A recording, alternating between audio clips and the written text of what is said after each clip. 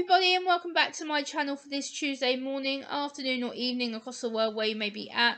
And I recently just watched a TEDx talk by a young woman called Katie Forbes, who is from Scotland, and she talked about her autism, and the talk was called "Autism is a Difference, Not a Disorder." And I really resonate with that. I love the title, and the talk was just really powerful, and the bits that she talked about are really important for me. I think it was just something that I felt was important to discuss on a video. So the first part is called Autism and Masking. Pardon me, excuse me. Autism masking. So she says that she's had to mask for so long in her life because people don't understand that she can't be her real self. So we have to mask all the time, and the masking has been exhausting for her. But finally now she doesn't mask. I can relate to that because masking and autism is exhausting. Like, a lot of people unfortunately don't understand or get what autism is. They feel that autism is just something that you act out on, or they think, oh well, because you don't present with the like no eye contact, or we're able to function. Like, she's a high functioning lady, and she's been able to be successful being an orchestra player, and she's been able to be successful having a husband and her own house, things like that. And yeah, it's exhausting because we have to prove to ourselves all the time that we're autistic, or that society doesn't accept us because we're different, we're neurodiverse, we're on the autistic spectrum, and a lot of people don't really understand that and why we do what we do. So I'm going to talk about that. And then the next thing that she leads into is people's judgments against us. Again, this comes down to misinformation. This comes down to stereotypes, fear from the media. And unfortunately, people's judgments aren't going to change about us. Unfortunately, there is a lot of judgments with regarding to autism in general. There's like, oh, you can't be autistic. You function so well, and you're polite, and you're able to work, and you're able to do videos, and you're able to stand up and talk to people because we're verbal. Yes, we are, but it takes so much energy and practice and scripting, which is, again, she touches on in the little while in the video. And then next, she touches on the school environment and not being picked up or recognised. Again, I resonate with this because as someone who went through her whole primary school life, her infant life, her high school life, her whole college life, not being picked up or assessed or even referred for a diagnosis until I started showing clinical anxiety symptoms when I was in my late teens to my early 20s, and I got diagnosed in my late 20s. So it's kind of been a big jump from having to go through all the stereotypes, all the coping strategies that I used to be successful.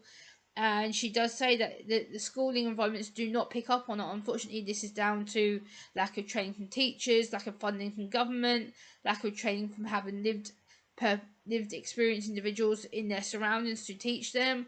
Unfortunately, we are seen as a number, we're seen as a target, we're seen as someone who is, oh, we'll get them in the door, we'll get them qualified in their subject, and then it's like out the door. So yeah, it can be really disheartening when your school or college or don't really understand you, and the environment's being loud and crowded and smelly and all that different stuff, and also cause a lot of problems with regards to how we are in the environment around us. Struggling to make conversation. Oh yes, it's a big one. Struggling to make conversation is so irritating at times because we have to be assumed to fit in, or we mask or mimic our struggles in society because people say, oh, well, you should know how to act. Gemma, you should know how to talk to people. You should be functionable, and you should know the written rules of social conversations and daily function. But we don't.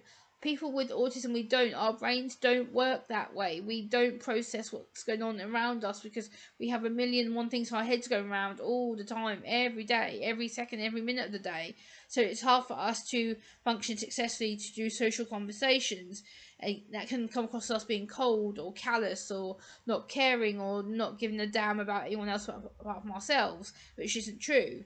Then she says about things that are problems, like being told, oh, you're only a little autistic, or you're all right, you're not struggling. It's like, do you know how patronizing that is for us on the spectrum? And then it leads nicely into what she says about being people pleasers, where we have to fit into society all the time. Yes.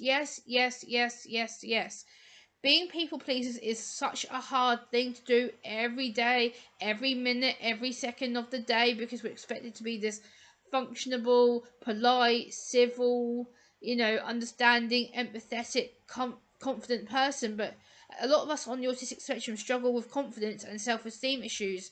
And for her to say that we are constant people pleasers, yes, we are in a way, because we're constantly want to go, oh yeah, we'll do that. Oh yes, no problem. Yeah, okay, leave it with me. We'll do it. Yeah, I'll do this. I'll go to this. And it's like, well, actually, how about you ask me? Stop assuming that we're going to be yes men, yes woman all the time, because we're not. And sometimes we just can't say yes to everything because our brains literally get overloaded with information and sensory input to such a point where we can't talk, or we can't verbalize what you want us to do, or we can't say yes because our head's going, no, we really don't want to do that. No, we really don't want to go out to this thing. And it's really, really awkward to describe that. So yeah, or they do the ignorant thing of, oh, well, can't you just fix your autism? Can't you get better from it?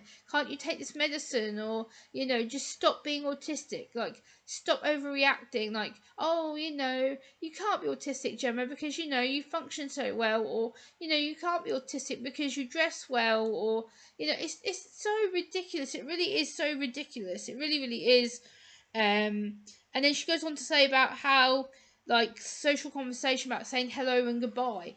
That, again, is such a good point. I didn't think about that until fairly recently. I'm like, actually, that's a good point, because saying hello and goodbye, like when someone says, oh, hey, how are you? And then she says that she'd begun to have a conversation with that person in the street where all they wanted to do was say hello to her. And she said, oh, hi, how are you? I'm good. And then she realised that she had to cut the conversation off, because it was like, oh, they won't ask me how I actually was. They were just saying hello to be polite. Then when someone says goodbye, instead of saying goodbye, they say, oh, see you later. And a lot of us get that. A lot of us know it means like see you next time, or carry on the conversation at another time. And sometimes we like, what does see you later mean? Does it mean that you're actually going to see me later today? Does it mean that you're actually coming to mine? Or am I going to yours? And then it's like, well, no, they mean goodbye. They mean see you next time, like later on, kind of thing. So it does get really confusing with that. And then she goes into about employment.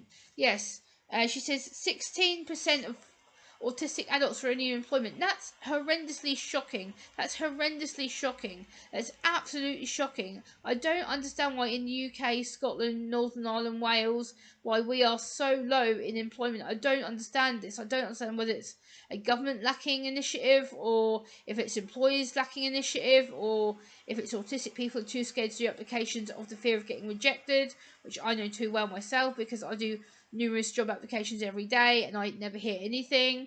Or if I do hear something, it's like, oh, we'll keep your resume on file for like 6 months to a year. And it's like, they don't tell me why they've rejected me, or explain why they've rejected me on the basis of employment. So I get that. Again, that needs to change. That's something we need to work on as an autistic collective, as an autistic community. Yeah, and then she goes on to the COVID pandemic. I know a lot of people say we shouldn't really mention this, but I'm going to mention it in her context. She says that since being in the COVID pandemic, a lot of us who work do social activities like awareness raising, or blogs, or videos. It's all had to move online, because since COVID pandemic, we've all been forced to go inside our homes and having to do things differently. So again, it's been a big adjustment for all of us, having to go from being in the community, talking to people, being face to face with people. And also, it's like vroom, everything went backwards, and we were back home on our computers, or Zoom calls, or on our telephones, doing exactly what we're doing out in the community at home because of the pandemic. So again, that caused a lot of confusion, stress, change, and everything like that. So that can be really overwhelming and daunting, and sensory processing as well. Having to learn from being in the community to then being back home by yourself, not being able to see people, touch people, etc. It can cause a lot of sensory overwhelm. Then the next bit she says is that the autism labels, or autism diagnoses, were wrongly labelled as a disorder, or we're broken. Yes, oh my god, I get this. Yes, I do get this. Oh my god, this irritates me no end, I must say. Like, the reason that people say this is, again, out of fear, out of ignorance. They don't really understand how autism impacts us or affects us. And to say, oh, well, you've got autism spectrum disorder. Yes, that's the medical model and medical definition of what we've got, but again, it's not a disorder. Like she rightly says, she says, please don't say it's a disorder. She uses it to see it as a difference, and I totally agree with her on that. I think autism is a difference, I think it's a different way of dealing with the world, seeing the world, processing the world, fitting in with the world, because we are neurodiversely different. We are more heightened. We are more on alert all the time. We constantly have to check ourselves and constantly have to research things, and we're not disordered. The word disorder to me implies that we're broken or damaged or sick, and we're not. Autism is a neurodivergence. It's a neurodiversity of being. It's a different way of processing, seeing people, seeing the world, interacting with the world around us. We're not sick, we're not broken, we're certainly not disordered. So please do not use that word around us. If you happen to talk to me or any other autistic person, the word disorder is just absolutely horrible. Absolutely horrible.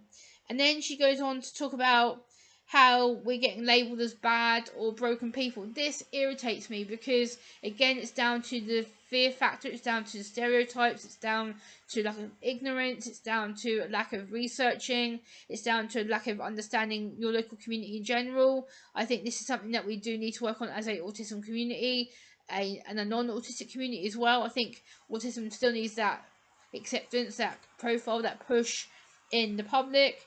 And then she also talked about how we're defined as abnormal in the medical dictionary and the normal everyday dictionary. We're not abnormal. This frustrates me no end. We are not abnormal at all. We are someone who is neurodiversity different. It's okay. We see the world differently. We act differently. We have different senses. We're heightened all the time. And social media for a lot of us has been the best thing. It's been the best way of communicating with ourselves and understanding others who are like us. So please give this video a like, comment, share and subscribe, and I will be back next time. Bye guys.